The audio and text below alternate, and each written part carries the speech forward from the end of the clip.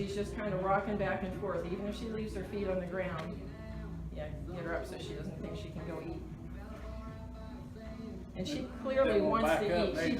She's a little eating machine is her problem. And she wants to, but you'll see the kind of shifting back and forth like a cat treading on a blanket. And that weight shifting is an early sign. Even if a horse is walking normally, when you see that, you want to get him off the grass.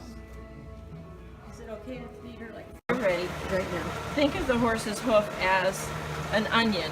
It has layers, which are called lamina, which is why we call founder laminitis, because it's inflammation of the lamina or layers of the hoof. And the hoof is rigid. That's why we call the bone that lives inside the hoof a coffin bone, because this wall or hoof capsule is like a coffin. It's like a wooden coffin. It doesn't swell. But when there is inflammation from eating too much grass, for instance, inside these layers are actually swelling. And these layers that are hooked together to each other by Velcro-like attachments, when they're swelling, they come unattached. And that can cause, we'll let her relax a bit. She doesn't like standing on 3 legs because she's painful.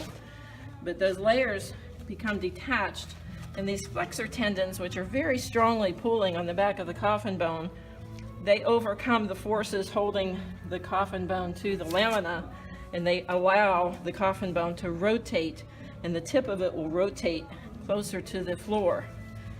And when that happens, she's more prone to bruising and more prone to hoof abscesses.